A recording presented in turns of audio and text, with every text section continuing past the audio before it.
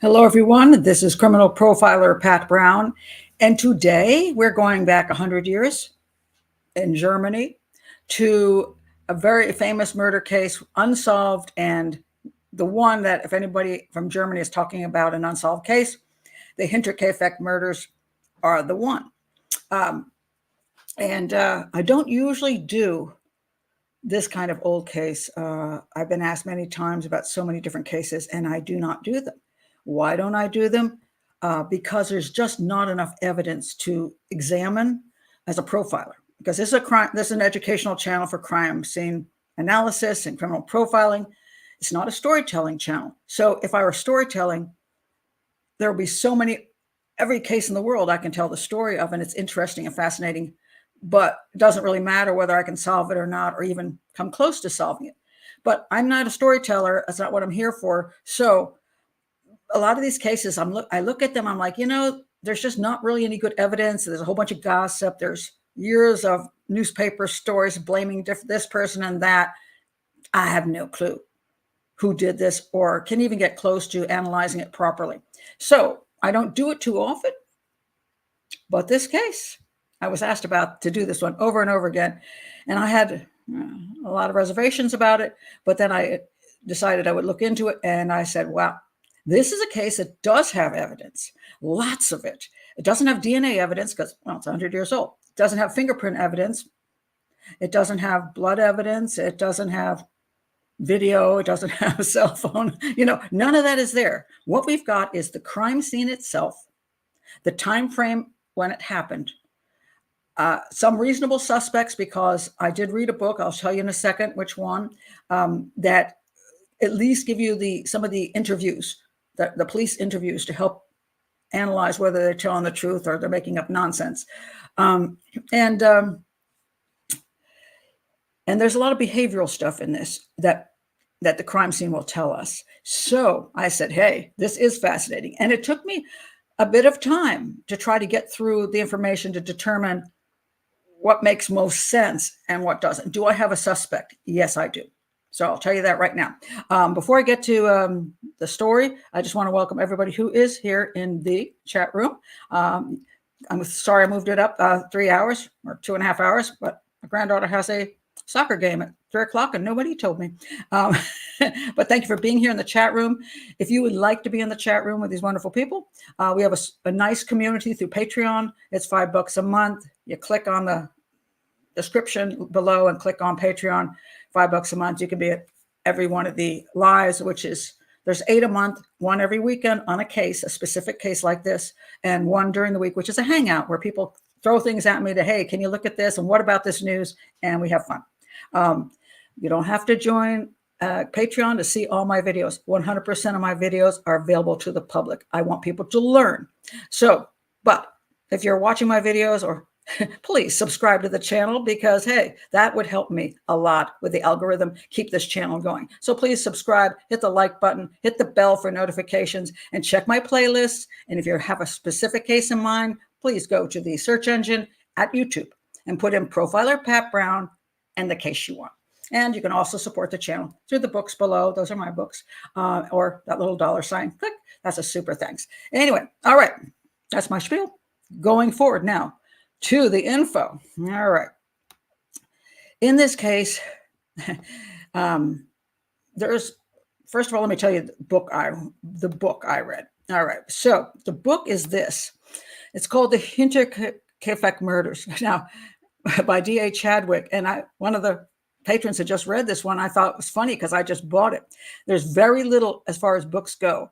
There's one $2.99 one, which another YouTuber obviously used the information from. It was completely wrong. So this one, in spite of the fact he doesn't seem to spell the title correct, and a lot of his pages are like a mess because it's a self-pub on Kindle, he actually does have a lot of information in there. And I find it probably the most accurate as far as a police investigation goes and all the interviews. So I recommend that one. All right. And as far as the YouTube channels go, every one of them didn't do a lot for me this time, even as storytellers, because I thought so much of the information was just inaccurate and just thrown out there. Some really tried to get the information, but just was not correct. So I can't recommend them unless you just want to see some of the crime scene photos. There's like 5 crime scene photos that exist. And I'm not going to show them because I don't do that on this channel. But they're, dead people in a barn. Okay. You don't need to see them because I'm going to tell you basically what it's about. However, right before the show, like a couple hours ago, I did recommend a YouTube video to my patrons who they get to see this stuff before anybody else, and I get to chat with them and tell them about, hey, you might want to check this out. I found a German documentary, and the reason I actually clicked on it wasn't for the information because I don't speak German, except for a few words my grandmother taught me, like Dummkopf, and I think she was referring to me. I wanted to make sure I pronounced the names of the victims right because I heard a number of different versions and I wanted to get close. And I thought, well, but listen to a German documentary, I should at least get close to the right pronunciation. And then I got interested in it in spite of the fact I couldn't actually understand a good portion of it. There were some words that went by. I went, oh, I remember that word, But and they have really good reenactments, so I recommend that. I'll link below. Definitely check that one out. Interestingly, I had already come to my conclusions, but when I watched this video, I found that this team, they had a team of, it's a documentary. They had a team of criminologists. I don't know who they were because I couldn't read it, but it seemed like they had some people there, maybe like myself. And there are so many suspects in this case, and they have a conclusion, I'm guessing, as their top suspect. And we agree.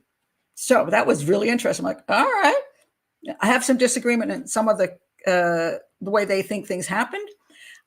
And I'm going to also explain during this show exactly why I think the evidence proves whatever it proves or supports, where I did not see that as far as I can tell in the German show. And I want to definitely give you that information here because that's what makes the case so interesting. All right. So, well, let me get the background away from me of my book. I didn't mean to leave that there so long. Okay. By the book, no. Okay, so this case, the Hinterkaifeck murders. I will be using Wikipedia as my simple outline because it's the easiest without all the extra stuff, and a whole bunch of it is wrong. So as I go through some of it, I'm going to point out what I find is to be the actual facts and what it means, okay? But it is useful. The Hinterkaifeck murders occurred on the evening of 31 March 1922.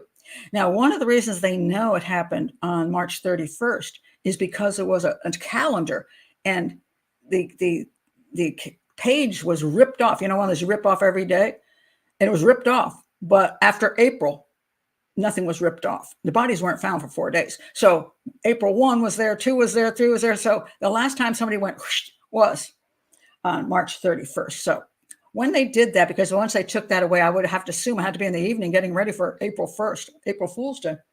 Interesting.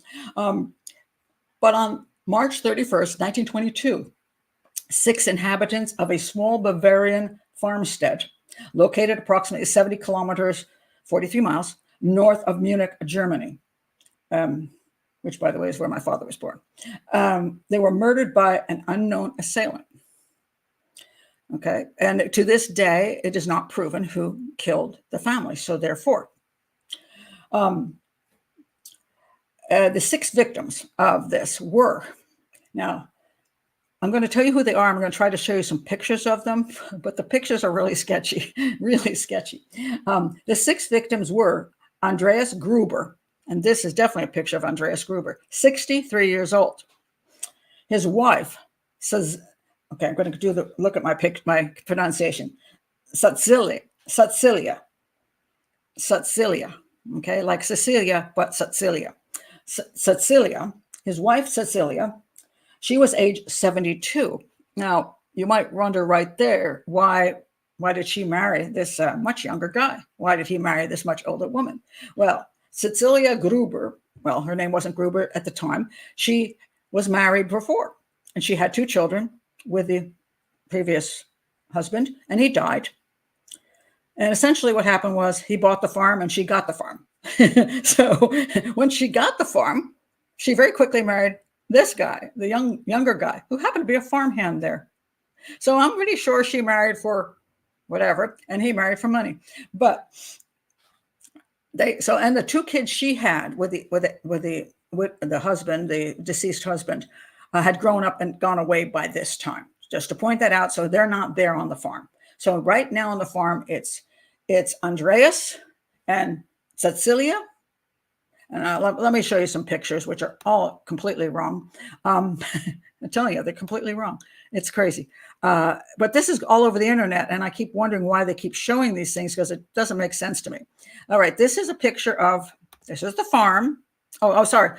I already showed that. Did I show this already? Or did I forget to show it? Oh, I'm sorry. This is the German, this is the German documentary I'm linking below. Sorry, I forgot to show you. All right, this is the farm. Okay, this is a picture of the farm in the farmhouse, and outside are two people in front of the door. Supposedly, this is Cecilia and Andreas Gruber. Okay, so she's toward the door and he's in the front there. Now, when you go to the rest of the family and who got killed, it says from left to right. The left one is Andreas Gruber. Now, look at this picture. Now, I'm sorry, but that does not look like how old is this? 63-year-old man right there. No, this guy, the guy on the left of me and the guy in that photo look like a 63-year-old man. This guy on the left does not look 63. So I'm not sure where they got this from.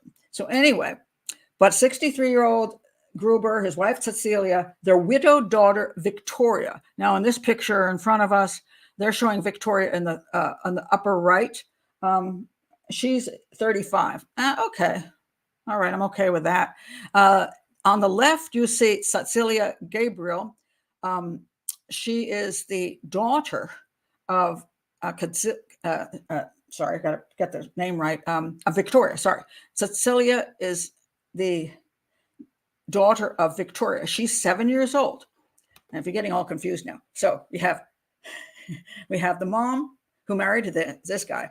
The mom and he had Victoria. So the other two kids are gone from the deceased husband. Those two had Victoria. She's now 35. She's got a 7-year-old daughter. Okay. And she has that little boy in the middle. I think that is actually him. And that is her son. And there's a whole bunch of interesting things about her 2-year-old son, Joseph. Oh, by the way, the little girl we'll call Celie. That's what they called her. So we've got Cecilia will be his wife. Victoria is their daughter. Celie is Victoria's daughter at 7 years old. And then she had another kid, Joseph. And we're getting into whose kid that really is. The question is it the man she was hooking up with, or is it daddy? Because daddy got charged with incest. So anyway, yeah, nice family. And then there's one more woman who was killed. And on the right, it says Maria Baumgartner. All right. So I just, these whole pictures don't make any sense to me. Maria Baumgartner she is 40 years old, and she was the new maid that arrived that very day that everybody got murdered. Now, in this picture, they're showing that woman standing next to the young guy as Maria Baumgartner. I have no idea why she arrived in a snowstorm with her sister, and suddenly they went out and the snow disappeared, and they would take a picture of her with the family. So this is nonsense.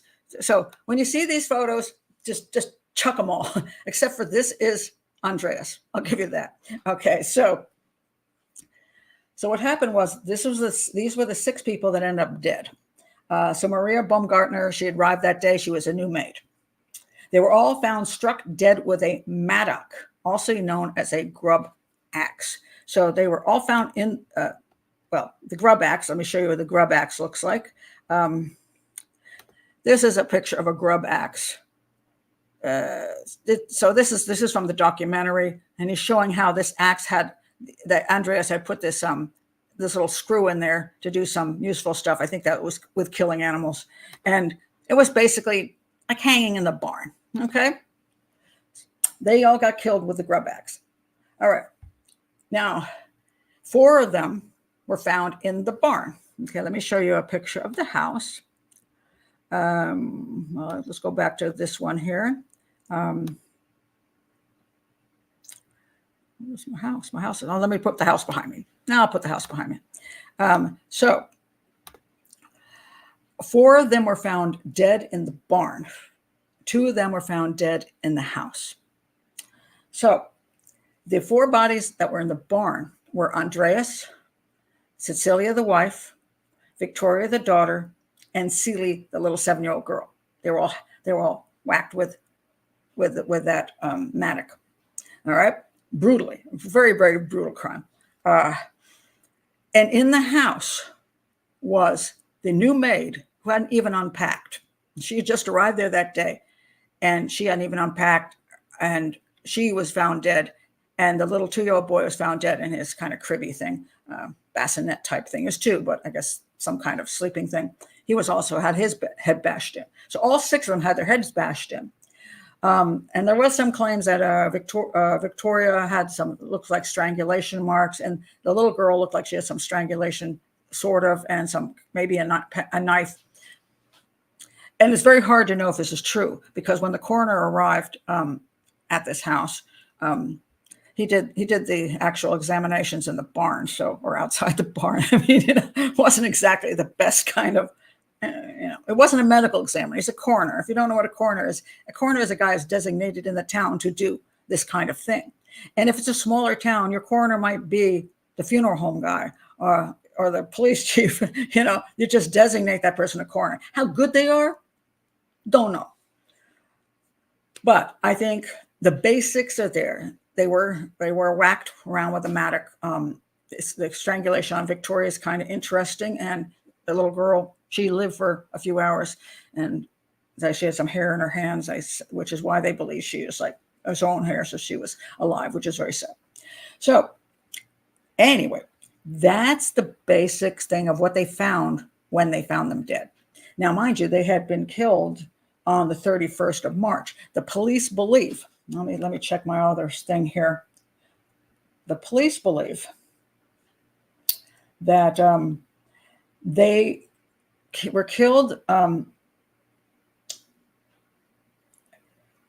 the 31st, somewhere during dinner or after dinner, toward bedtime. It's like somewhere between 7 and 10 p.m., somewhere in there, 7 to 11 p.m.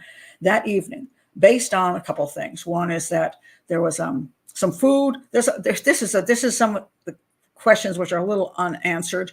Some claim they hadn't eaten dinner yet. There was food sitting on the stove ready to be eaten. Others say no, they were already ready for bed, because Andreas Gruber, the father, was found in his night clothes, which are like long john type things, and Celie was also found, the 7-year-old, in what seemed to be a night clothes.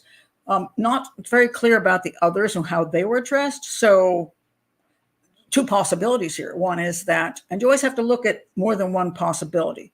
People sometimes want to say, well, this is what it means, but we all have different things that happen. For example, if somebody comes to my house and says, well, clearly she was killed in the night because her bed was not made. Okay. Do I make my bed every day? No, I live alone. I really could give a crap.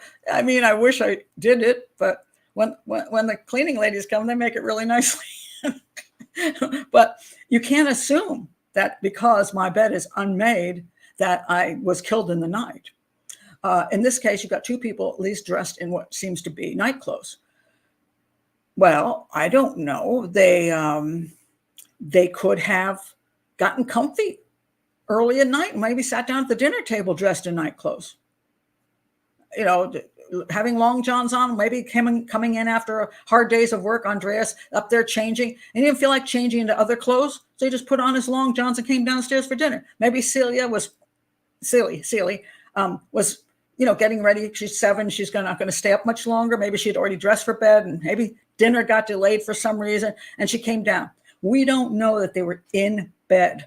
There are some statements that the bed covers weren't turned down, so therefore maybe they never got in bed. The 2-year-old was clearly in bed, but he was 2.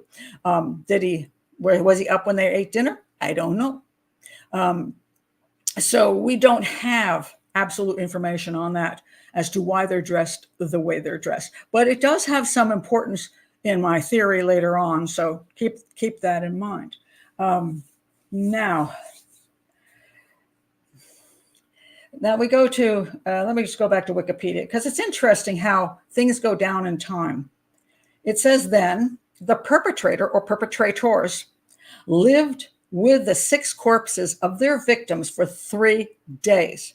During this time, they would eat the food in the house, feed the animals on the property, and start fires in the home fireplace. There are other stories about how the dog moved from one location. There's a farm dog that's pretty vicious and barks really a lot.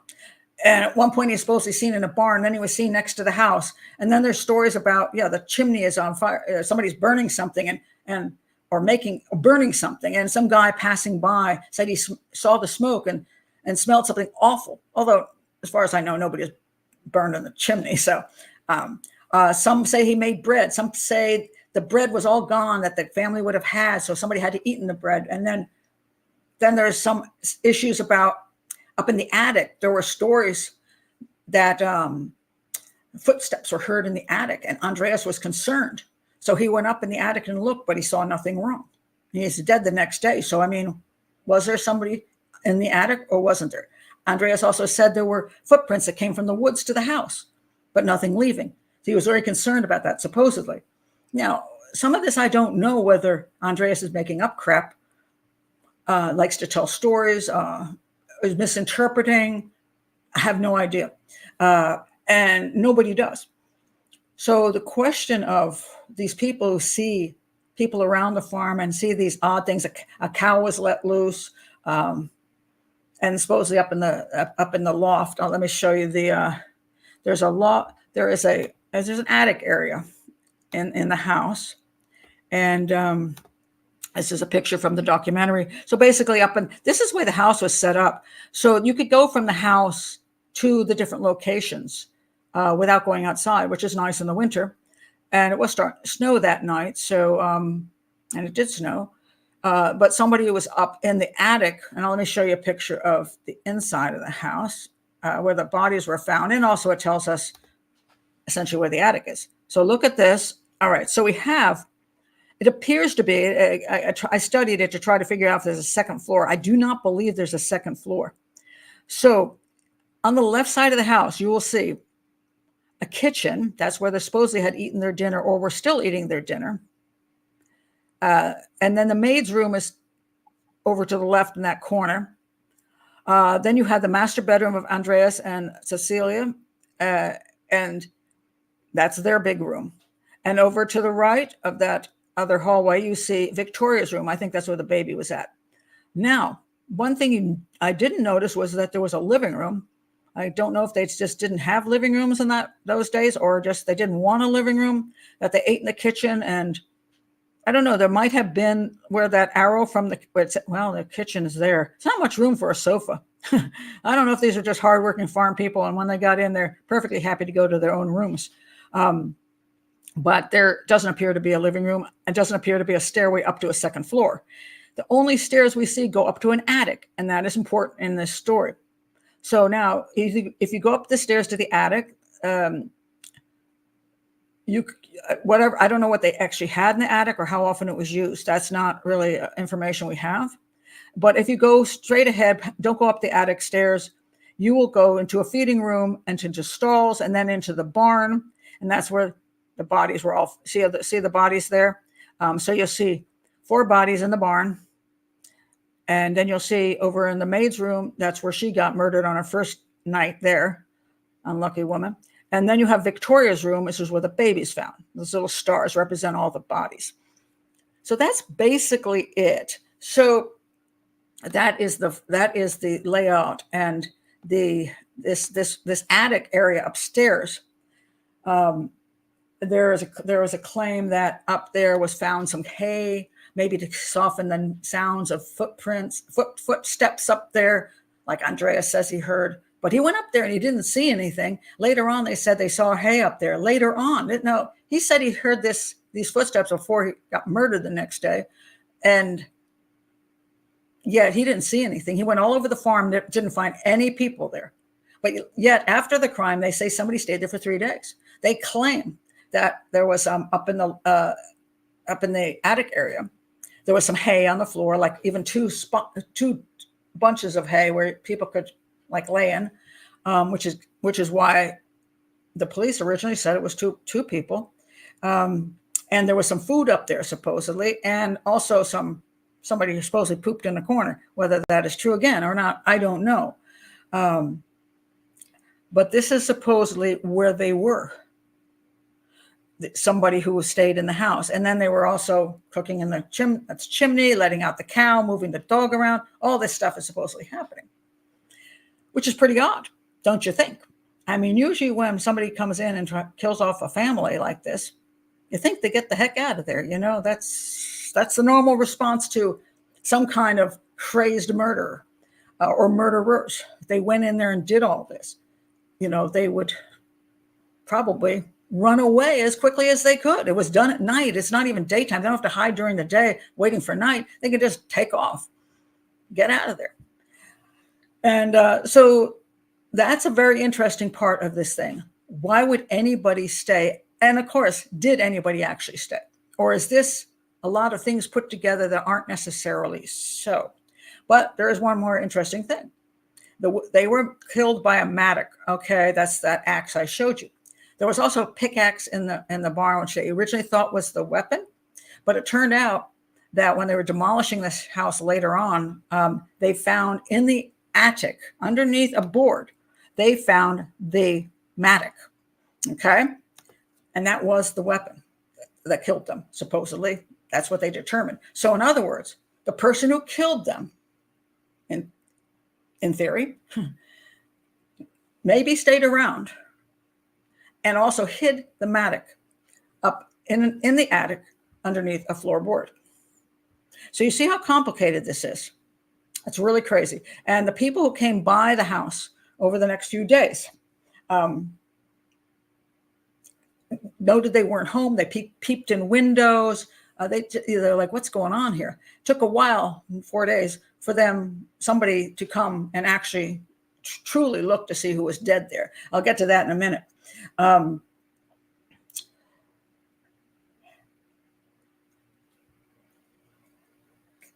trying to think of where I want to go exactly with the theories. I'll get to the theories in a minute. I'll get to all the suspects. Is there anything else I want to say about the basics of this case? I'll get to the suspects in a minute. I'll just check on your comments first.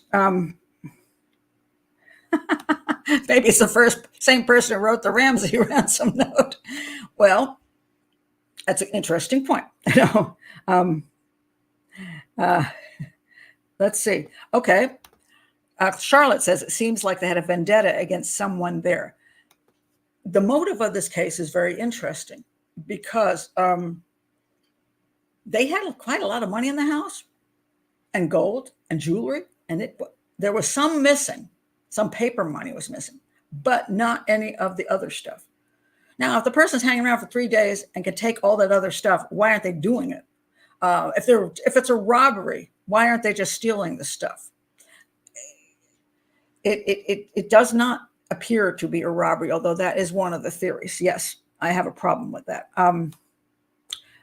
They were quite well off, Callista. They were very well off. They had quite a lot of money, actually. Let me see. I think I even have something here on the money they have. It's quite good. According to the investigators, the perpetrators stole. Now, this is quite a bit of money. Money from Victoria Gabriel's bedroom. That's the girl, the 35-year-old with the 2 kids. An estimated 100,000 marks, corresponding to an equivalent amount of around 34,000 euro. Now, if that's true, that's a hell of a lot of money. Now, mind you, it was after World War II, and then there was going to be massive inflation. And I know this because I actually have the book from my grandmother, which starts out with an egg is whatever it is, 10 Pfennig. I don't know. I've forgotten all the German stuff. And then it was 10, and then it was 100. And then 3 days later, it was 1,000. And it got so bad that my grandmother said to my grandfather, we need to change our money quickly into gold. And he didn't want to do it. And they lost all their money, and they got the last ship out. They were Jews, so they got the last ship out of Germany before no Jews could leave. Ended up in New York, and they lived in an apartment in New York, which my grandfather worked in the clothing industry. But she was quite wealthy. My grandmother's from a wealthy family, but he didn't listen to her. And it's amazing to see how the inflation went. So if you're going to be there, why take the paper stuff? Well, you can take it, but why not take the gold while you're there and all the jewelry? And they did, which is pretty weird. And then somebody seemed like they were looking through Victoria's bedroom, opening up drawers and things. It's like, what's up with that? So robbery, was that the purpose of the crime, or was that staging after the crime? And so that's something we'll have to look at. Interesting, you say someone who knew the family, says Alex. The concept of this being complete strangers, there's reasons why that makes very little sense. But let me give you some of the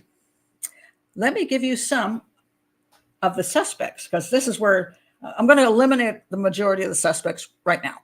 And I'm going to get back down to the two only people that make sense as suspects.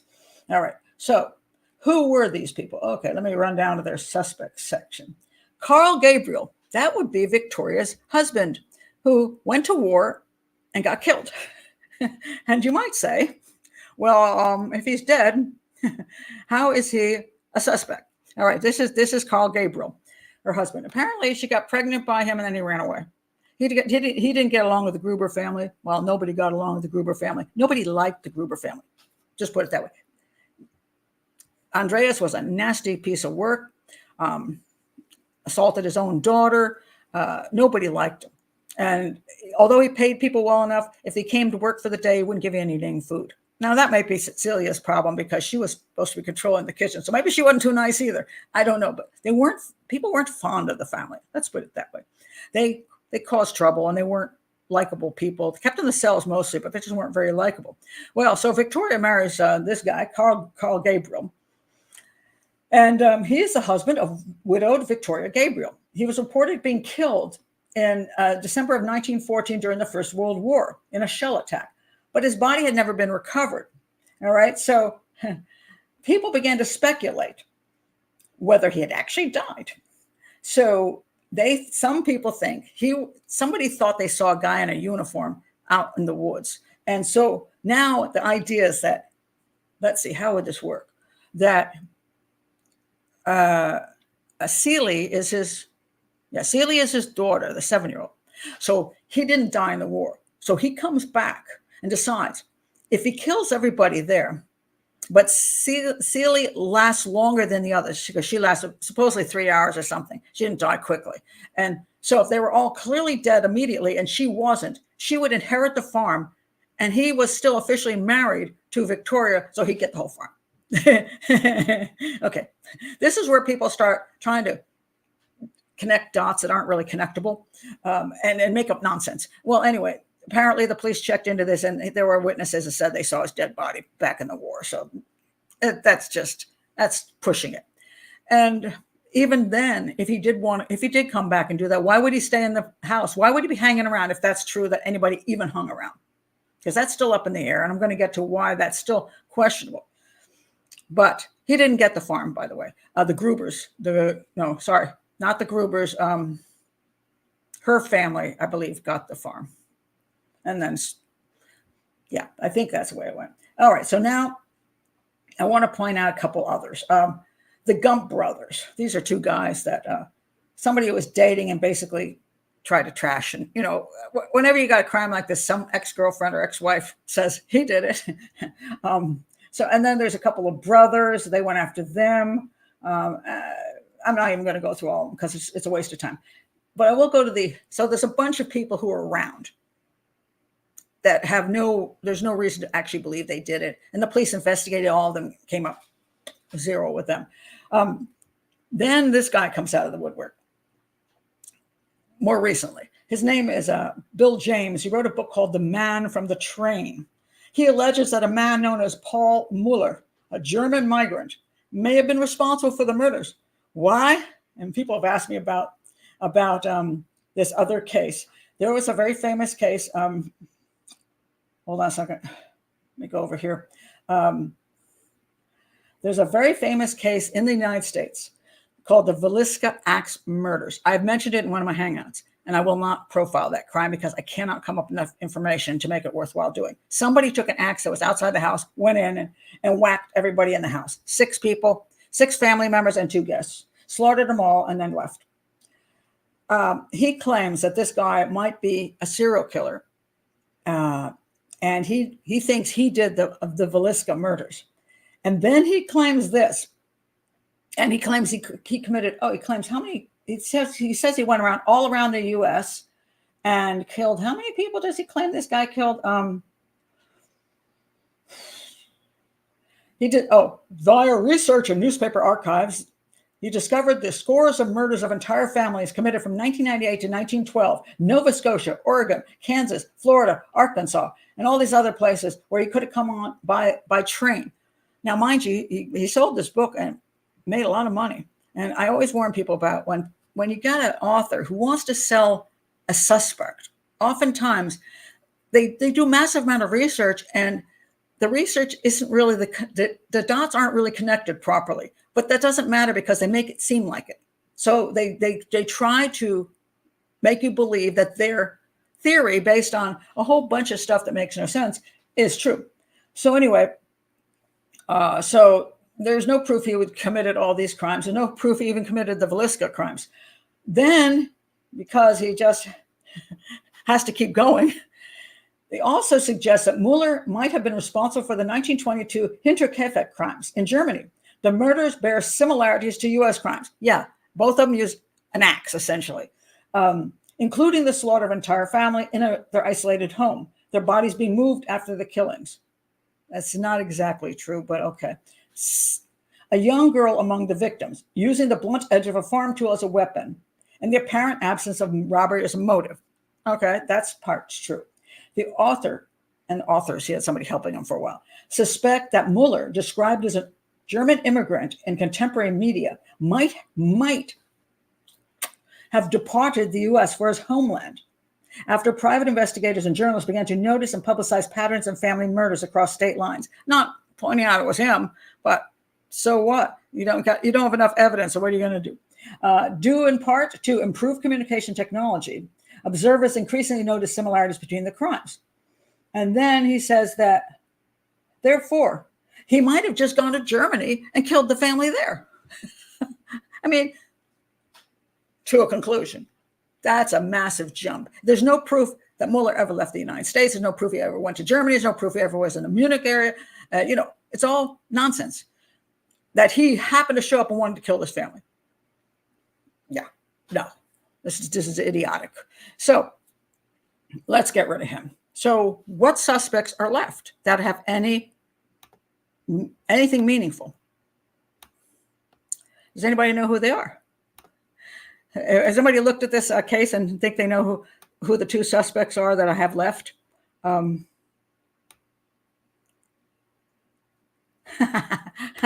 Ooh, I hope so. But he got around, didn't he, though? I mean, he just zipping around the United States. Not that that can't be true. A guy can jump the trans, and there's been serial killers have done that. But it's just pushing your luck when the problem is when you look at a huge area, it's kind of the same problem we have the stupid smiley face killer theory. You got these college men getting drunk in a bar, walking away, ending up in the water, and without any signs of being assaulted, and drowning is the manner of death. And you have them all over the United States now. And you have people believing, they so believe that there's a serial killer group that somehow goes all over the United States to pick out these guys from bars. It's ridiculous. The problem we have is that when you have media covering 50 states in the United States, you're going to get similar types of crimes everywhere because there's only so many ways to kill people. You got a whole lot of strangled women in bushes. You get people shot. You get people stabbed to death. You get, in the days when an axe was something that was around the house. Nowadays, it's harder to axe people because you don't have axes, But if you're on farms, especially in the days when the farmers were using that to cut wood because they had to get wood for their fireplaces and for their stoves, there was an axe everywhere. So Yes, there were more axe murders in the days when axes were a good weapon. So it's making stuff. Okay. You're thinking the guy who was going to marry Victoria is a suspect. Lorenz is one suspect. Who do you think would be my other suspect? Who do you think the other suspect would be? Some tied to Victoria. Okay. All right.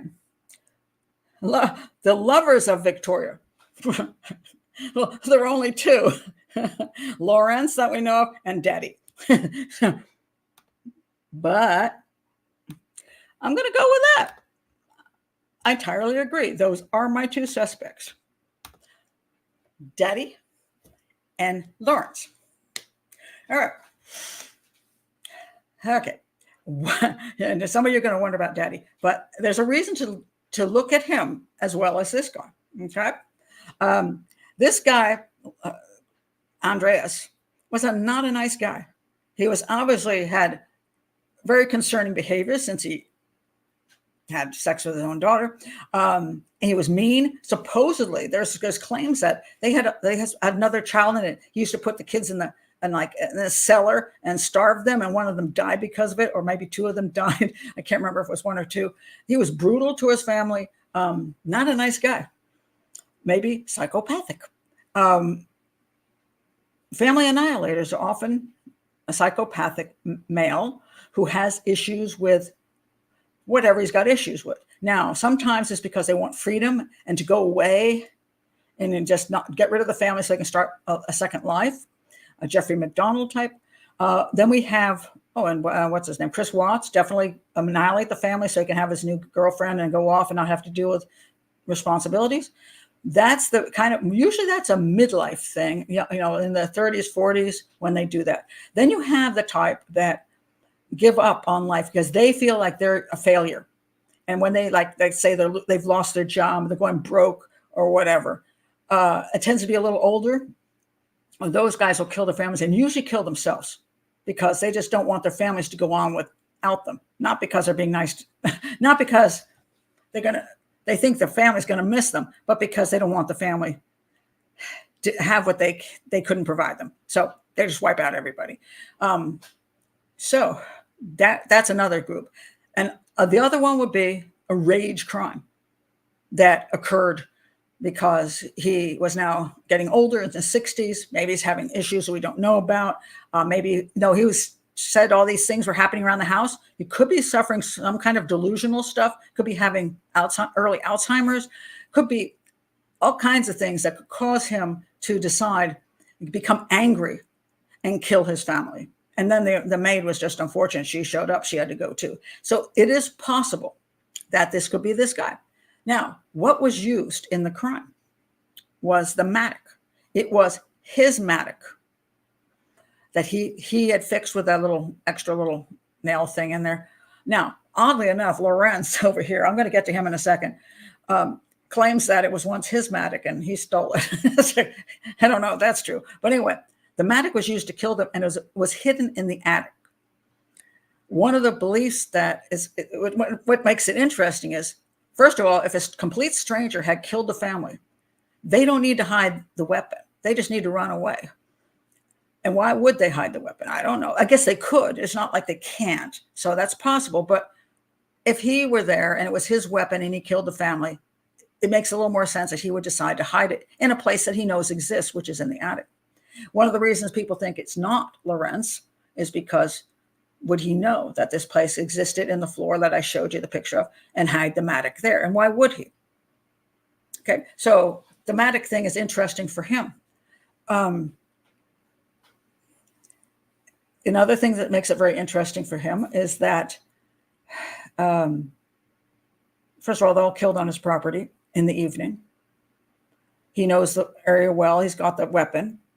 He has issues. And the bodies were covered up. The bodies in the barn were covered with supposedly. Now again, we're going to get to Lorenz and the fact that he moved the bodies when he found them with the rest of the people that came with him when they were searching for the family. We'll get to that. But basically the bodies were covered. And if you're a complete stranger, you do not need to waste your time covering up bodies with hay or whatever else. And up in the maid that was killed, she was covered with like a bedspread or something, and the baby was covered with a dress. So who would cover the bodies?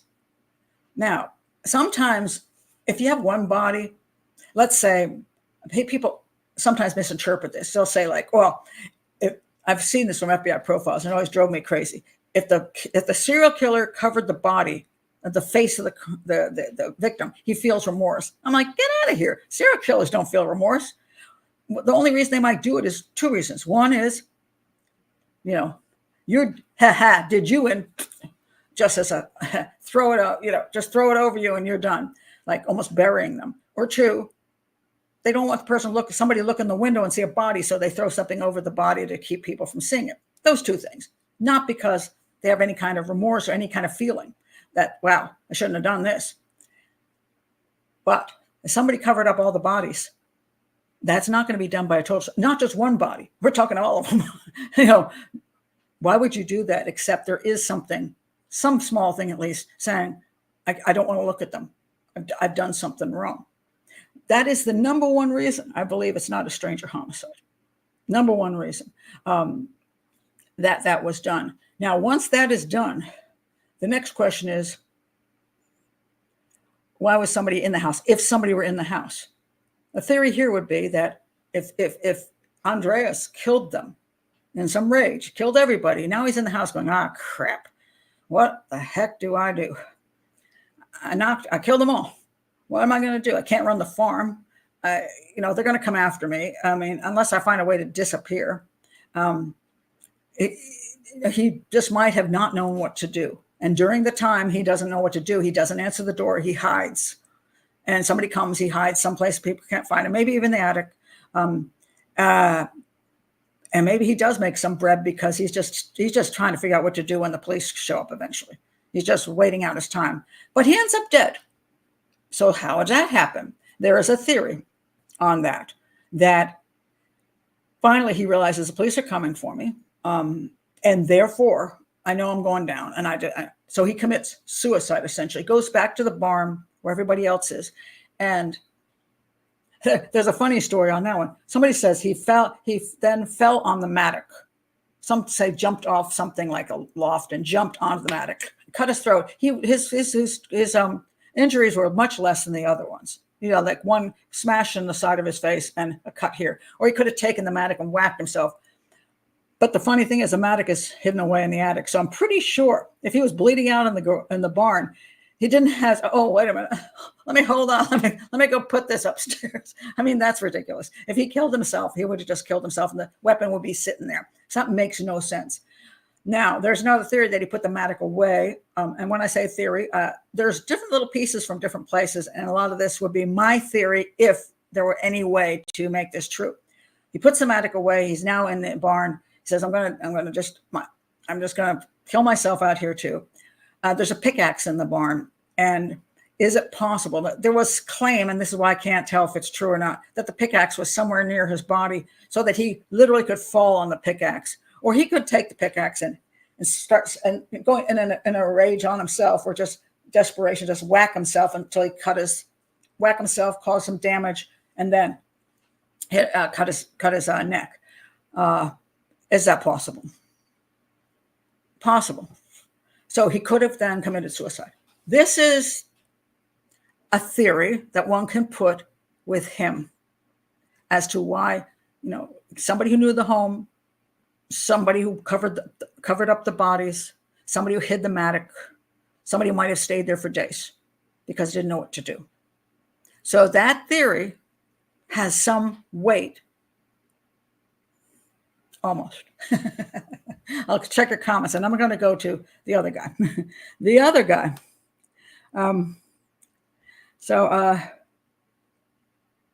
Well, that's it. He wouldn't kill himself with the mattock. He would have to hide that, and then later on kill himself with the pickaxe. The pickaxe was in the barn. They originally thought that was the weapon because there was some red staining. They never came back and said what the red staining was. Was it rust or was it blood? Theoretically, yes, he could have taken another weapon. And there was also a knife found in the hay. He could have hit himself with the pickaxe and then cut his throat and bled out. So yes, he could have done that. So he could have killed himself after he killed the rest and spent his few days there until he gave up. They thought this is just not going to. Alex says someone who didn't want to look at their faces or what they had done. You would think that would be more likely than a person who was a 100% serial killer who just loves what they've done. Manner of death for Andreas was also a bludgeon and a cut gash on his neck, much less than the others. Let me put it that way. Perhaps he knew his time was up. Perhaps. Yeah. Does the guy on the right look like Paul Newman? That's an interesting thought. Okay. Who else would hang around and look after the farm animals? Question. That's a little bit sketchy. Somebody came later on and said they saw the cows were unhappy and look emaciated and dehydrated. So there's some who don't think they were cared for and some who do. I can't figure that out. Also died from a single blow that could have been self-inflicted. That is correct. Let's see. So you're saying, okay.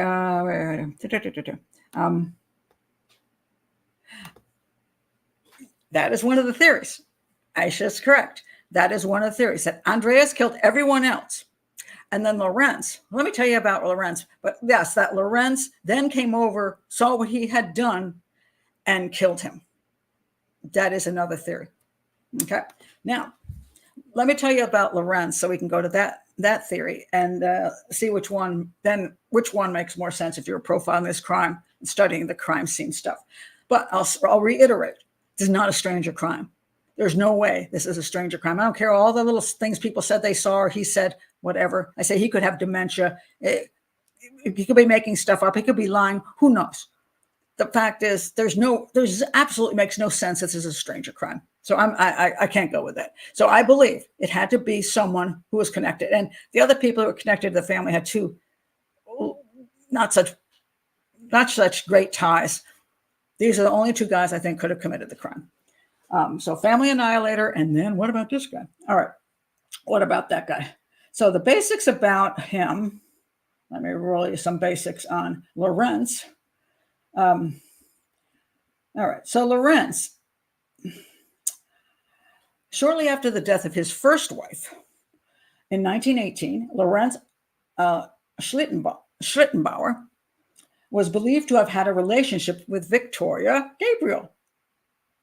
Okay, because Victoria, he was, oh, by the way, let me show you where he lives. His farm is right there. You see? Very close by. He is actually the nearest neighbor to the Hinterkaifeck farm. Hinterkaifeck, by the way, means behind Kaifeck. So that's Lorenz's farm up there. So it's very, very short distance. And the rest of that area is just open fields and woods and stuff around.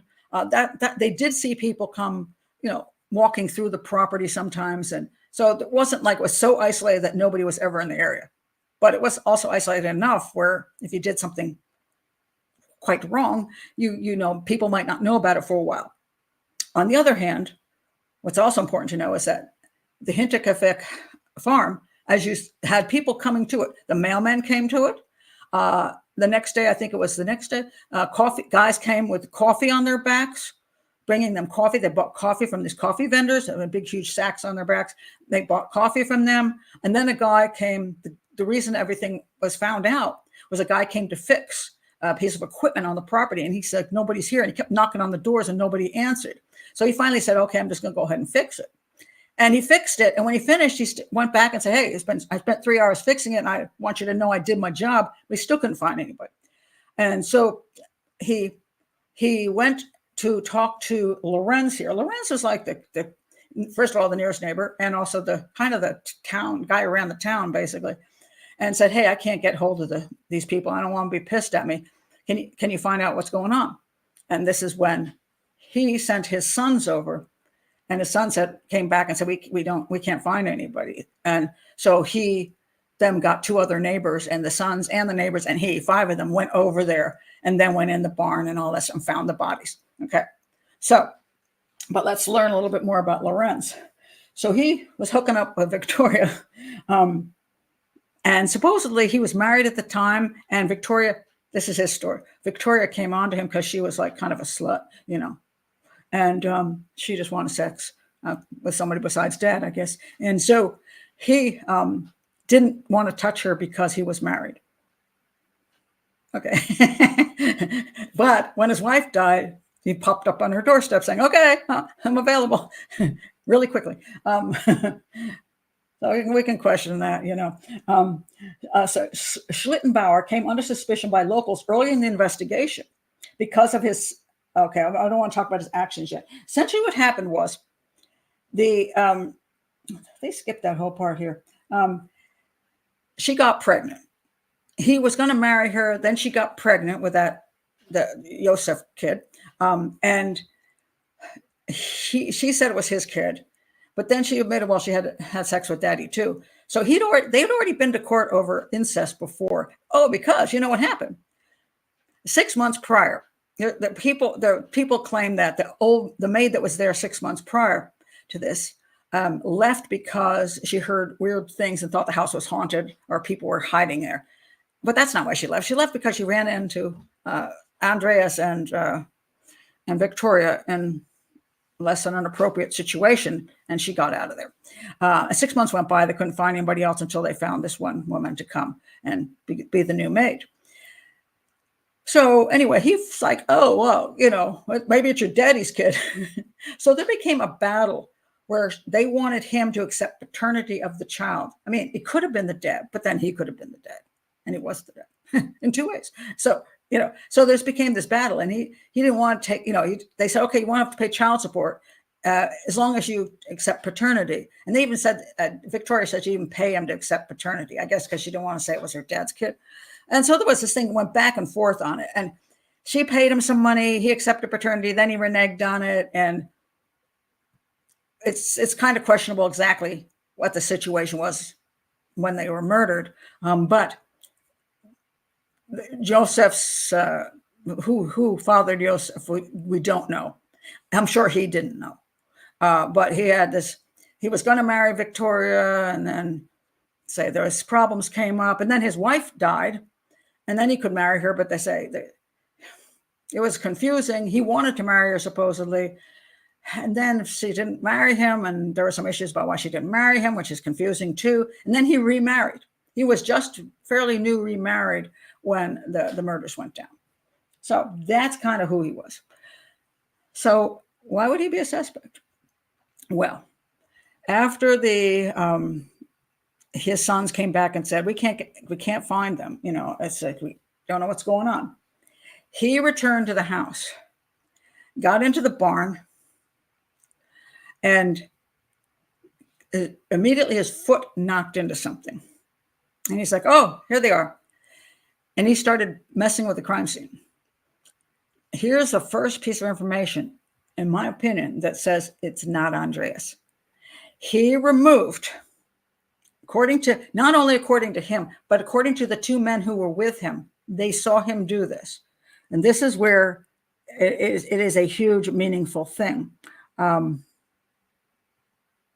I looking for my picture? No, let me get the wrong picture. Nope, that's a terrible picture. Oh, but it is the right picture. That is a picture of him from the documentary, showing him somebody not him, but showing somebody, this is in their theory, putting a board over the bodies. Now, if he came in and there was a board already on the bodies, on top of Andreas, that I find a little difficult to believe. The guy was bleeding out and decided to pull a heavy board over his head. That I don't believe. Putting a board over the bodies, is a way to cover up. And later on, he said to somebody, well, I think the killer was digging a hole, was going to bury them, but couldn't do it because the ground was too solid, because it was snowing outside. It was cold, and it was March, but early, late March, April. And I guess the ground was too hard. Somebody wanted to bury them. Well, again, who would want to bury them? He would want to bury them. And if he did it, he might think about burying them. Personally, I think it would be more likely he would want to bury them. Why? Because he might think I could bury my family, which would be a nice thing to do. And then maybe I can just disappear and nobody will ever know what happened to them. Maybe that's not a bad thought.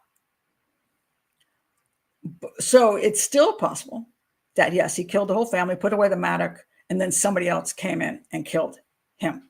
Okay, so let me go back to the story of him in the barn. So he's gone in the barn. He hits this piece of wood, picks up the wood and moves it. Then he takes Andreas's body, pulls it out by the feet, and then he pulls out Celia's body and props it up against the wall. So he's moved 2 of the 4 bodies already. So it's a little hard to tell exactly what things were like, exact what the crime scene was. And then we got to wonder why he's doing this. Now, on one hand, one could say he was trying to identify the bodies, that this was the family. I can see that maybe in a moment. Like, oh my God, I wonder if that's them. Oh yeah, it is them. And the other guy said, hey, stop moving the bodies. They also noted that he didn't seem real disturbed by the whole scene. It was like very calm and like matter of fact about everything. So it kind of confused them as to why he was not like throwing up in the bushes, freaking out and running away. He's just like, oh, whatever. After this happens, then he goes into the house, which the killer could still be in theoretically. But he goes into the house and he finds the maid and his maybe son killed. At which point he comes out and he says, okay, well, somebody needs to go find the police. And there were some keys. This is another question. There were some keys in the door that Andreas had gone missing, but they were like inside. They lock it from the inside. Those keys were there. They were supposed to be missing. And so some people think he had something to do with those keys. I see no proof of that. So now everybody's been found. And then the police come and they do their as much due diligence as they can do in those days. And the bodies are removed. Their heads are cut off and sent to a psychic. Can you believe this nonsense? They cut their heads off and sent it to a psychic who came up with nonsense. But anyway, I'm not going to go there. And then they buried them. I don't know if they put heads back on the bodies or not, when they buried them. Oh, no, they didn't. They just buried the bodies without the heads. They put them in coffins and buried them without the heads and kept the heads. Anyway, I guess that's evidence. But so this guy, the behaviors of him were concerning. So again, let me just reread everything. So it is known that, I'll read what it does say here. However, immediately after finding the 4 bodies in the barn, Schlittenbauer apparently unlocked the front door with a key and entered the house alone. I'm not sure what that key is. It looks like it's on the inside, so I'm not sure why. Unless it was between the house and the barn. I'm not really sure where it is. A key to the house had gone missing several days before the murder, though it is possible that Schlittenbauer, as a neighbor to Victoria's potential lover, might have been given a key. When asked by his companions why he had gone into the house alone when it was unclear if the murderer might still be there, Schlittenbauer allegedly stated that he went to look for his son, Josef. It is known that Schlittenbauer had disturbed the bodies at the scene, potentially compromising the investigation. And we see many times that 2 things. If you don't want to be the one to discover the bodies, you send somebody else to discover them. And when they don't discover them, you make sure they're with you when the bodies are discovered. This is done quite often by people. They'll call up a neighbor and say, hey, I haven't heard from my wife. Can you go check it out? Because they want to be the one to enter the scene and find the body, or bring somebody with them. But compromising the scene, hey, that's good for, in those days, of course, it wasn't going to be DNA that was going to make any difference, but that maybe the positions they were in meant something, or maybe it meant nothing at all. Maybe just an impulsive gut. For many years after, a local suspicion remained on Schlittenbauer because of his strange comments. Such were seen as indicating knowledge of details that only the killer would recall. According to his information in the files for the case, the local teacher, Hans, discovered Schlittenbauer visiting the remains of the demolished Hinterkaifeck in 1925. Upon being asked why he was there, Schlittenbauer stated that the perpetrators' attempt to bury the family's remains in the barn had been hindered by the frozen ground. This was seen as evidence that Schlittenbauer had intimate knowledge of the conditions of the ground at the time of the murders. Although being a neighbor and familiar with the local land, he may have been making an educated guess. Another speculation was that Schlittenbauer murdered the family after Victoria demanded financial support for young Josef. Before his death in 1941, he conducted and won several civil claims for slander against persons who described him as the murderer of Hinterkaifeck. Well, he can't sue me. So, hey, good. All right. So now he did seem to have odd behavior. Again, could he just be an odd guy? Could he be making guesses? He could indeed. The problem we have is the board over this guy. The board over him eliminates him of killing himself. There's the biggest problem. If he was just dead on the ground, because I looked at this crazily, trying to figure out whether where was his body and what situation was it in, so that he could have killed the family and committed suicide a few days later. That makes reasonable sense in this whole case. Again, he's the one that has issues, maybe some kind of mental thing going on, dementia. He's not a nice guy. It's his weapon. He hid the weapon, theoretically, hung around, did all these things people say, took care of his animals, not knowing what to do with himself, hid when people came around, maybe even hid up in the attic in case they came into the house.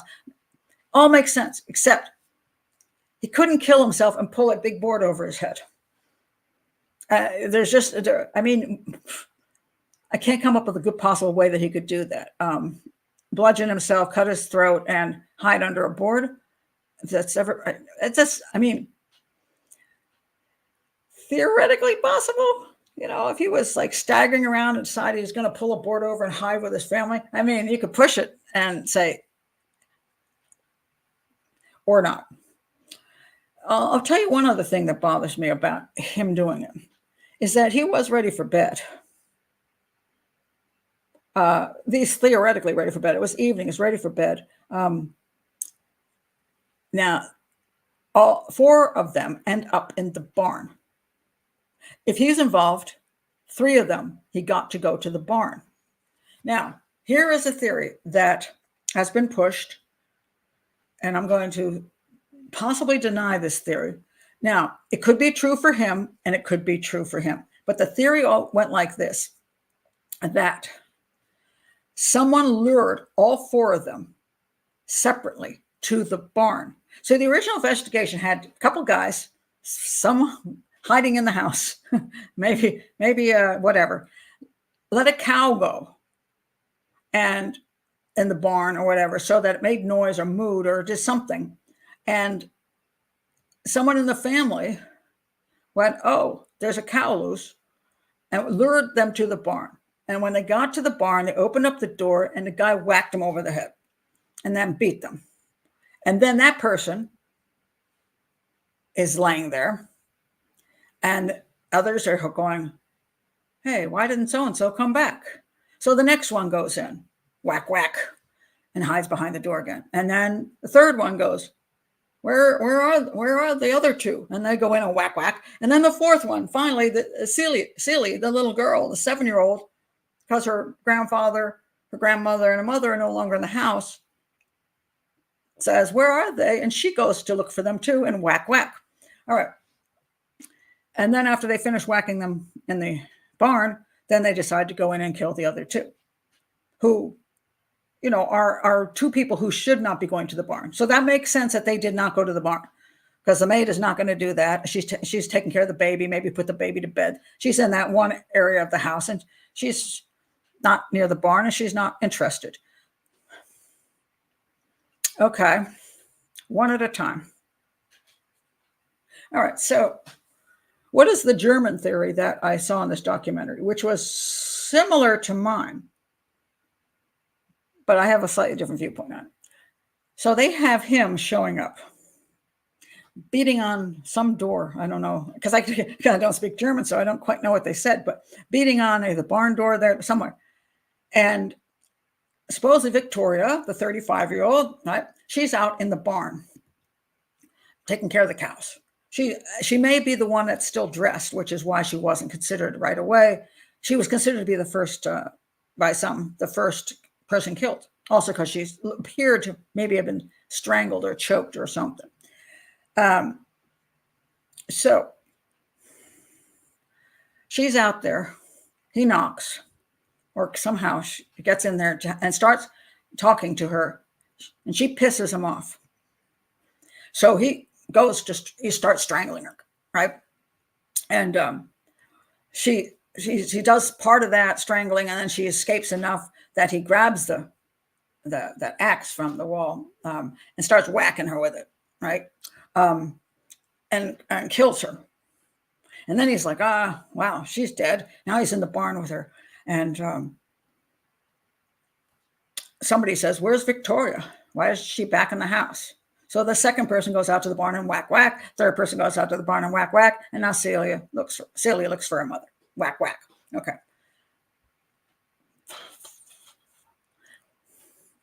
Why do I have a problem with this particular scenario? Does anybody know why I have a problem with it? Let me check on your comments on it. Why do I have a problem with the one after the other scenario? Okay, Alex is saying killed Victoria because she was the target. Perhaps. The question of, was she a target or did she become the person that was killed?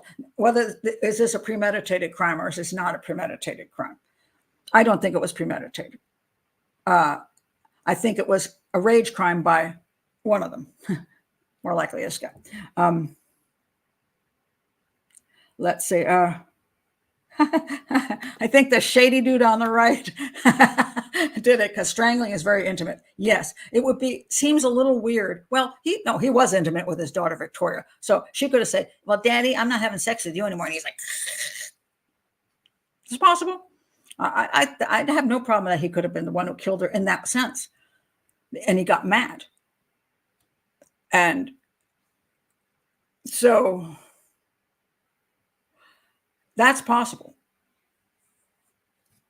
That's possible. Yeah, I believe it was impulsive. Thank you, Texas Redhead. Why hang around and wait for other people to come into the barn? Bingo. Look, the barn they couldn't even hear the cows moving from the house, supposedly. So I don't even know how they know the cows running around out there. But they can't hear screams from the house. They checked that out. So if you've just choked out your girlfriend and beat her with something, just run. Just get the hell out of there. It's nighttime, for God's sakes. Just leave. There's a lot of woods and crap around there. You just get out of the barn, run away, and then take some pattern back to your house, but to your farm. You don't have to make sure that people can't follow your footprints and get back to your farm. Why would you then decide you have to kill the entire family, one after the other after the other? That's a lot of work. That's a lot of work. And so to find her dead in the barn, anybody could have done that. Dad could have done that. Mom could have gotten mad at her. Who knows? They could blame it on pretty much anybody. They could say somebody was hanging in the house, went down there, tried to rape her, and killed her. For him to, and he's heard the story about, supposedly heard the story about footprints in the attic and all that stuff. I mean, footsteps in the attic.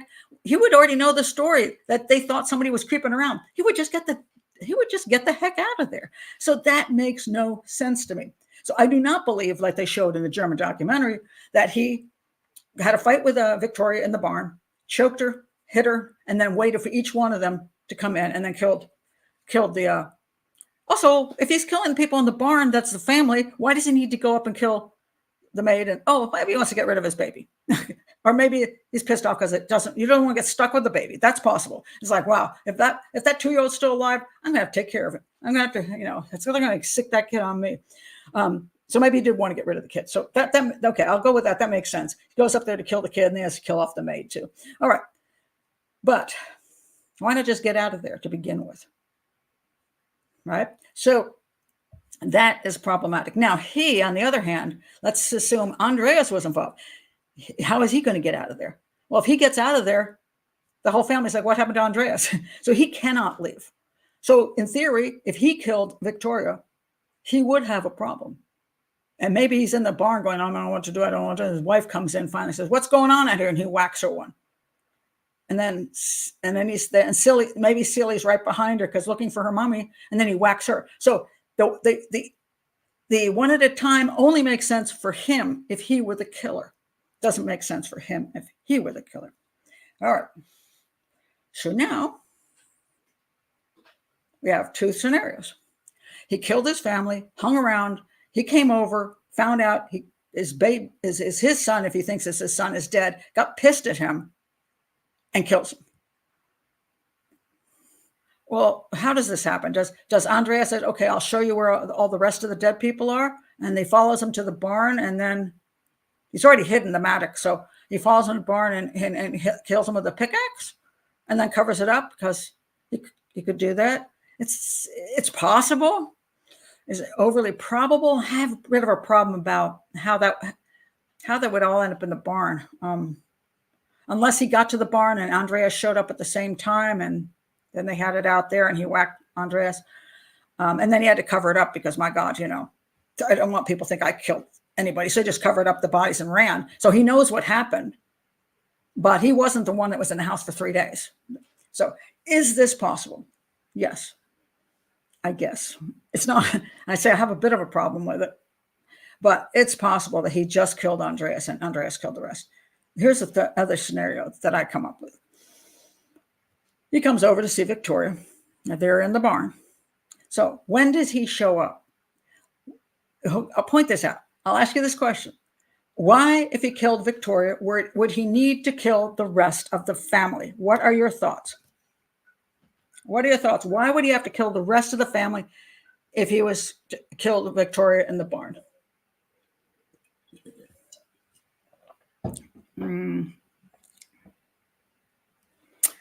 Witnesses, but the witnesses weren't in the barn. They were in the house. So witnesses, yes. Callista, if they saw him. Exactly. Here is another scenario. So he comes over. He doesn't meet Victoria in the barn in the middle of the night. He comes over. Maybe he had dinner with them. We don't even know that he didn't have dinner with them. Now, the whole thing about the dinner thing is questionable. I don't know how many plates were out, who ate. They could have thought the plate was for the new maid. And the new maid may have said, I don't need to eat tonight because she was all nervous and stuff. And so I have to get unpacked. She might not even eaten. Maybe an extra plate was his. We don't even know if the plates were out. We don't know if the dinner was finished. And so there were no plates. All that I don't know. Let's say he came over there to talk to them, to talk to Victoria, to talk to Andreas, whatever was going on in his little head, to see his kid. Maybe he said, oh, I'm coming to see my kid. Maybe they were all there together. And then as they got ready for bed, Celie gets ready for bed. She's maybe in her nightgown. Doesn't mean she's in bed asleep. Because if she were in bed asleep, I'm going to guarantee you she never got to that barn. She'd be killed inside the house. So why was Celie even in the barn? Because my guess is she wasn't asleep. That's why I think, okay, let me go on with what happened. And this scenario. So now he's with the family. I don't know whether Andreas, he could have just, as they got home, already be in his long johns, just be comfortable around the house, because he's just planning to eat his dinner and go up to bed. He's got to get up early in the morning, and he's just dressed the way he is. And so maybe he stops by, chats with Andreas and Victoria and what's her name again? Cecilia. And then Victoria says, I got to go take care of the animals before I go to bed. And he follows her out to the barn. They get in a row out in the barn. He gets pissed at her. Maybe he tries to make a pass. And maybe she says, I'm not going to ever, you already got married. I'm not marrying you. I'm going to go back after you for child support and prove that, I don't know, whatever happened out there. He gets enraged. He chokes her. And then he takes that mattock and whacks her and kills her in a fury. Now he has a major problem. He does have witnesses. He can't just run away. He's got to. Everybody knows he went out there with Victoria. What does he do? Does he stay out there and just wait for one after the other to eventually show up? Cilly's going to bed. I think she would just go to sleep. I don't believe she would have shown up. I have another scenario, and I'm going to see if anybody comes up with it as to why, if he killed her in the barn and he's got the witnesses, the family witnesses, why would they come out to the barn? What do you think? Why would they come out to the barn?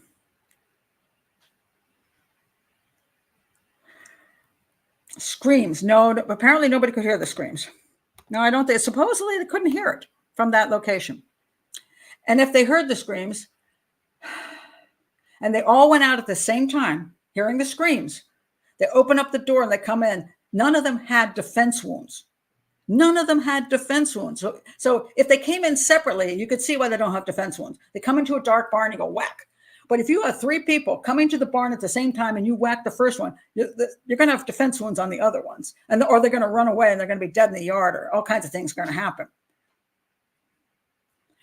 She didn't come back, right? To check why she didn't come back. Yes, but then are we having the one at a time thing again? And I don't think Celia would have shown up, because I think she would have just, I think she would have just gone to bed or whatever and wouldn't necessarily go looking for her mom. Because this time of night, the maid is there, her brother's there, just get in bed and go to sleep. Here's what I think, since I haven't seen anybody come up with it. What would I do if I were him? I would come back to the house and I would say, you got to come out to the barn. Something's happened to Victoria. She's fallen. She's hit. Oh my God, come back out to the barn. And that point, the whole family would go out to the barn. Mom, dad, and her daughter want to help mom.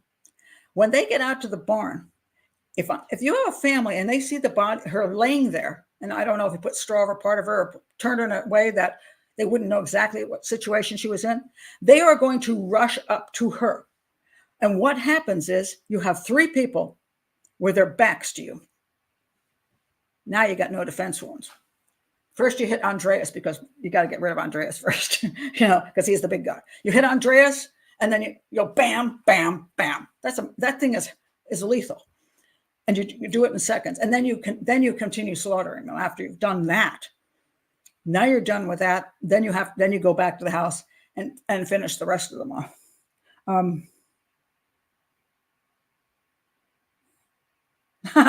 Yeah. This is it. She has fallen and she can't get up. Exactly, because he knows he's got witnesses. And would you sit out there half the night hoping the witnesses will show up one after the other, and you're not going to get caught in that whole thing, or one of them is not going to have a weapon on him like Andreas? Are you going to trust all of that, or would you want to take care of business really quick and make sure that there's no living witnesses? I think you to go in and you say, hey, something's happened to her, and you get them out there. You know where your weapon is.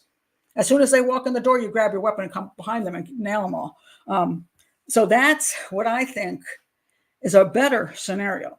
Now, then the question is, who stayed in the house for 3 days? If he did that and didn't just kill him, if he actually was the one who ended up killing the whole family, what did he try to do then?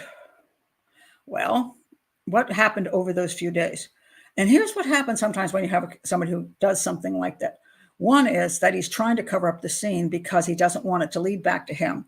And also maybe he doesn't want the scene found that quickly because he's trying to figure out what to do. Now he would be just sitting there going, I'm just done. I'm done because my family's gone. There's nothing I can do unless he can bury them all and run away. Yeah. But he, on the other hand, because he said, I tried to bury them. Maybe he did. Maybe he thought if he could dig up enough hole, they could put them in there and cover it all up. People wouldn't know that they had been murdered because, well, except for the 2 in the house, that don't work out too well. So that doesn't make a lot of sense.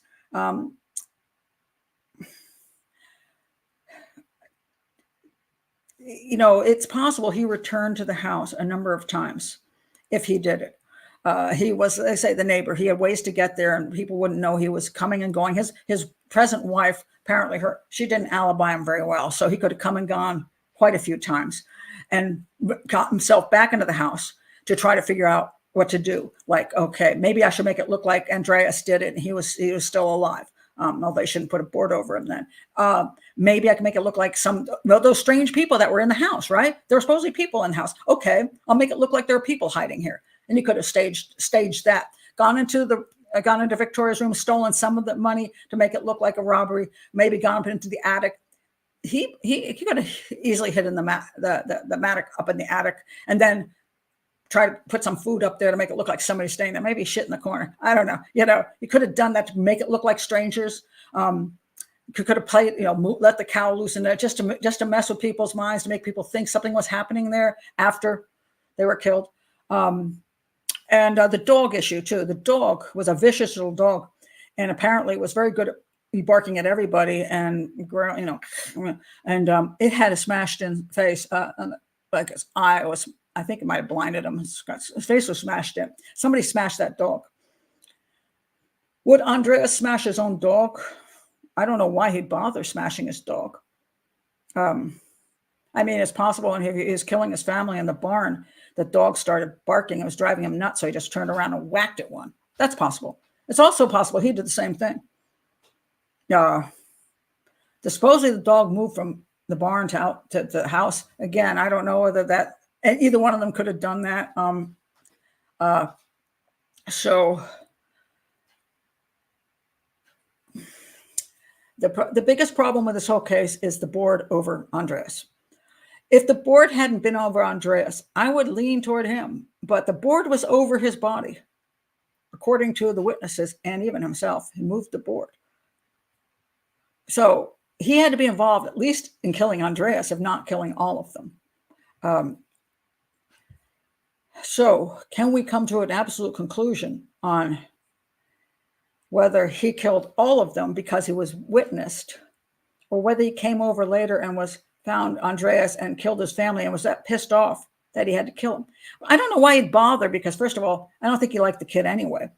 I think he was the town guy, he was controlled so much. So I think he'd just go get the police and say Andreas killed his family and laugh, because he'd watched Andreas go to prison for the rest of his life. And maybe he'd even get hold of the farm. I don't know why he'd bother to kill Andreas, to tell you the truth. So in the long run, I lean toward him getting in a fight with Victoria and being witnessed prior to that. So he had no option except to eliminate the family, because he would go to prison. There's no way he would not be. They would say he killed Victoria. We saw he came over, and even the maid might have seen him. So she would have been. The new maid would have been a witness that had no reason to lie. So he'd go down, and he would know it. So yeah, he would have to eliminate the witnesses. So I lean toward. There's no way to prove this at this point in time. I lean toward him killing Victoria and covering it up more than I believe he killed the whole family and he killed him when he got pissed off at him. But the board definitely tells me, I don't know how he could have done it all and committed suicide and put a board over his head. So I'll go to your comments now. Who got the dog? Go Burger. Where are we? Oh my goodness. Could somebody else have covered the bodies?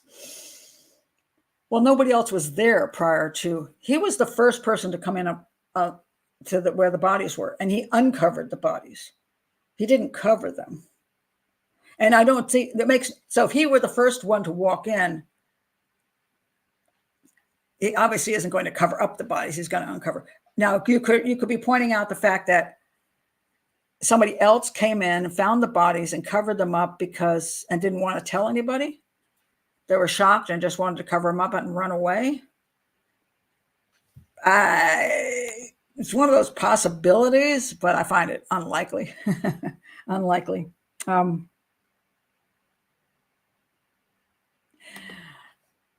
There's another interesting point. He was tired of seeing the bodies every time he came back to the house and covered them. If he was the one who did it, people don't. If you killed somebody, do you know exactly how? People say this all the time. If you've lost a child or a child has been kidnapped, abducted, how do we know how a parent will act? Well, there are general ways people act, and then there are those few freaky anomalies, right? But you've just slaughtered, if you just slaughtered all those people, that probably wasn't in the plan. You know what I mean? You were coming over to hash something out and it didn't go well. And you just killed an entire family and a maid, and maybe your own kid. What do you do? So that has to, now there might be the way he behaved afterwards, a calmness, maybe he's a psychopath himself. And therefore, but even then, how do you deal with what, how do you, do you need extra time? Do you go away and then think to yourself, okay, people are going to come there in the morning and find the bodies. Did I leave anything there? Did I make a mistake? Now, there's no DNA, so that whole thing is out. But did I drop something? Did I make a mistake? What if I could just, do some things to make people think that they're not dead yet? They wouldn't come in the house, and if they're covered up in the barn, that's another reason. They're covered up in the barn because they didn't want anybody to see them, as opposed to covering up because of it bad for them. Maybe only felt bad for the baby and the maid, covered them up. So he could have done that for that reason, and then moved the dog away from the barn. And that's why the dog moved places, theoretically. And another day goes by, and then all kinds. He's setting up, let's say, the scenario of I should set it up, make it look like strangers did it. And then he went back and did all those things. In the night, he just, did some stuff that made it look like the family was there by cooking, and then set up the other plan. It could be day by day. He added things to it, trying to cover his tracks and make the police look in different directions. Now, the police did have him as a number one suspect for quite a while, but they could never prove it. And I don't think Andreas was ever a suspect in killing his family, which I think, I only thing I can think of is because of the board over his body. Because he had a lot less injuries than the other ones did. He was only, it may just be because the possibility that I had less injuries could be because he was hit first and went down, and I don't know how this throat got cut, but hit first and knocked out. And then he started hitting the other ones, and then maybe his throat got cut and he started bleeding out. And then he just, you see, you can't figure out who got exactly what happened first, second, third, and fourth. But I do think if I were him, I'd be hitting Andreas. I'd have three of them with their backs to me, looking at Victoria, trying to see what happened to her. And you just start whacking them from the back or from the side. Some of it's going to be from the side, which is why they got all kinds of stuff going on. But the ability for him to kill himself too in that barn, I haven't been able to quite work out. I say the theory that he fell on the pickaxe, he jumped from the top and fell on something. I say trying to figure out, can you whack yourself with that? Cut his own throat with a knife? I just don't know. I can't come up with absolutely a good way for him to do that. But then put a board over his head. And I have trouble finding a way that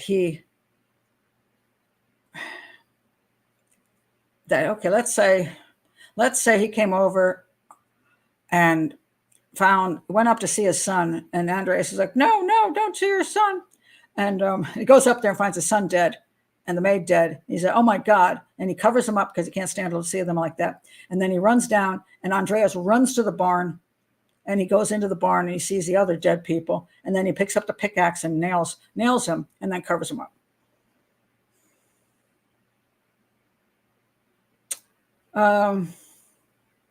Possible. I still don't think Celie would be in the barn. That's I have a problem with Celie ending up there. I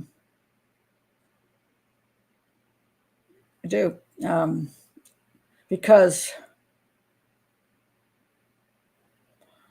she should be upstairs. She's not upstairs. She should be in the house going to bed. I don't know.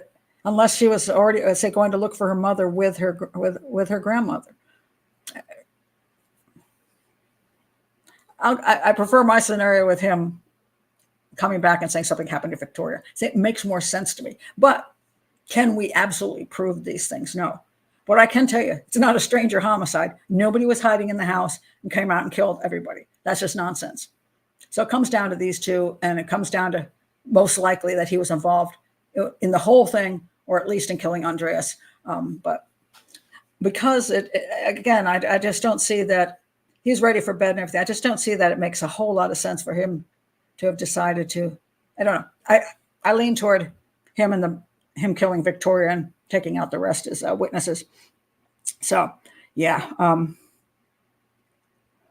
Well, that was one of the claims. He fell on a sword, so to speak. Theoretical. Collateral damage for sure. Yeah. But you know, it's unfortunately the final proof isn't there. But at least I was happy to see that the German production at least came closer to what I thought. I just did not think that they were killed individually, unless it was him, because with him it makes a little more sense. With him, I'm not going to sit there and how long do you sit there? Well, even for him, how long do you sit there and wait for the next one to come and explore? And I say the longer it takes for somebody to come and explore. Okay, let's say he's out there and he kills Victoria first. I don't know. Okay, so he wanted to have sex with her. She said no, he strangled her and then killed her. I said, oh, crap. Now, think of who he's dealing with. He doesn't have to deal with a man. He would, if he killed Victoria, he has to deal with a man who's very strong. This guy, used that axe all the time. He chopped wood and crap. So if he killed Victoria, what is he going to do? Is he going to wait for each one and hope that he can beat him out, or go back to the house and kill everybody and have this guy be able to fight back? But if he killed Victoria, he doesn't have to fight another man. He's only got his elderly wife, and Victoria is probably the strongest one in the family because she did a lot of farm work. The elderly wife was mostly taking care of the house and the kid until the maid showed up. So, but killing his wife and a 7-year-old and a maid and a 2-year-old is not hard work. Once he killed one, if he's going to go and kill the maid and the kid up there, he could just go back. He could just go back in the house, and they might have even been in bed. He could, if he killed the 2-year-old in bed. Why does he kill Silly in bed? Why doesn't he kill his wife in bed? Why all that? Why would he wait out in the barn? Okay. I hope my wife is going to finally show up. I'm going to nail her when she comes in. And then my granddaughter's only 7. Hopefully she's not asleep, and she'll eventually roll on out here. Oh, come on now. That makes no sense to me. He's a guy. Just go back to the house and kill them all. This guy, and again, if you just killed Victoria, how long? You either run away, but if you've been seen, do you really want to sit out there forever, waiting for each one of them to show up? By themselves? How long are you going to stay there? Who's going to show up first, and who's maybe not going to show up at all? It's a long wait. You can do it, but it's easier just to go in and say something happened to her, and have the 3 of them go right out there and nail them all. That's what I would think makes a lot more sense. And again, if they came out, I'll go all at once. The police did think it was him. He was the number one suspect. I mean, but they never could prove it. But he was their biggest suspect. They went through suspect after suspect after suspect, but that's why everybody pretty much thought he did it. So, including the guys who were with him when he went into the barn, and say they witnessed him taking the wood off of him. So that eliminates him as doing it, at least doing all of it, at least killing himself. So that only leaves him, because unless you want to believe in the stranger theory. Could the target have been the little granddaughter by Andreas? There is a theory that he was finally getting ready to have fun with her. There's some claims that there's no proof of any kind of rape during this thing. So let's say he said, Silly, let's go out to the barn and you can help me with the animals. So they both go out in their night clothes to take care of the animals. And then he tries to rape her, which she's only 7. I'm sure he would succeed. And then after that, mom comes and looks for her. And then after mom doesn't come back, then his wife comes to look for mom and the granddaughter. I mean, that's possible scenario, except that Victoria was strangled. Now, they said there was something on her Celia's neck too. I'm not sure I believe that, but they seemed pretty clear that they believed that Victoria was also strangled, which would, for me, would put her as number one person. But again, you can't be absolutely sure of anything, because let's say he was out there trying to rape his granddaughter, and Victoria walked in on it. Then he could turn on her and grab her by the neck, start strangling her, and then beat them both to death, and mommy comes out. So is that possible? Yes, but then how does he end up underneath the boards on the big board, Yeah. So it's very tricky to come to it as a 100% conclusion. Okay. Was the incestuous relationship between Victoria and Andreas consensual? Well, they got both arrested for it after they were ratted out by the maid, which was kind of interesting because, I guess that's the way they did things. Supposedly, she did not want to have sex with her dad, supposedly. Well, we can't prove anything, about that either. I mean, she could have not minded, but supposedly she wanted to get away from dad, but she was also controlled by him. So that's where it gets that threesome thing between these two guys and Victoria could be a bit of a mess. I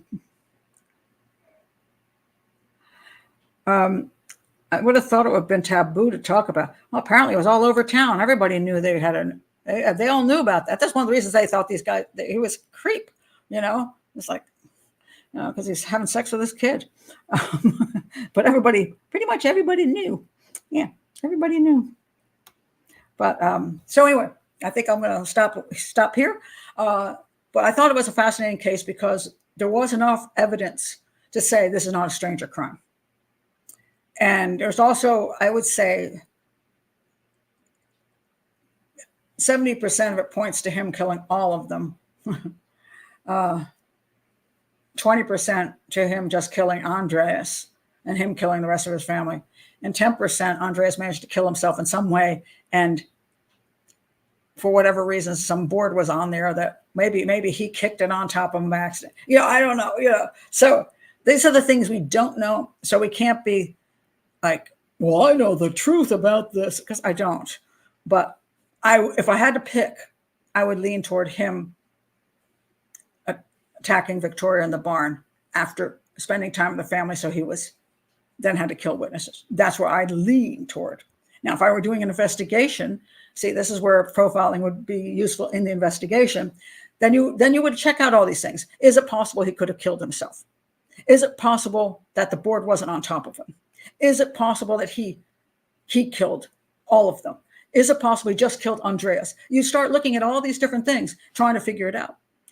Is it possible he stayed for 3 days because he didn't know what else the hell to do? Is it possible he went back to the farm to stage strangers because he already knew the story about the footsteps in the attic and somebody coming to the farm and moving things around, breaking into stuff? He already knew all that. Did he just want to stage this? Came back later and staged it. That's why people saw somebody at the farm, or heard somebody at the farm, or saw smoke at the farm, or whatever.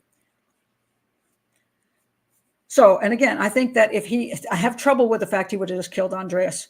I think he would have just gone straight to the police. That's why I have a problem with that. I just don't think he would just kill Andreas. So again, lean toward him 100% not 100%, killing all of them as opposed to just killing one of them. So Alex says, great show, Pat. You're the best teacher. I hope so. I always tell my wife, got to go. It's Pat's class time. Thank you for always teaching us something. I appreciate you. Thank you very much. This is what I hope to do with the show. And I've always hoped to do with the show, that it's not just a story that I'm telling. There's other people to do that. And I'm not going to solve the crime. A lot of people want to be crime solving. And I'm going to now pursue this. And this is teaching. It helps you understand things. And this was a really fascinating case. So I am, what? Oh, Alec. I forgot. You're Sarah. Sarah, I forgot that you're Sarah. I forgot you changed. You got to stop using these pseudonyms. I can't keep up with it, you know. I know who you were before on your other pseudonym, and I forgot that. Thank you for telling me, Sarah. I know it's funny. I always recognize the humor, and I'm like, oh, this is another humor just like Sarah. See, I didn't profile Alex very well, did I?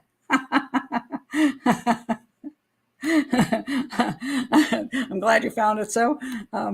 So anyway, now I'm going to leave, and I'm going. Let's see. Whoop! Time to go to.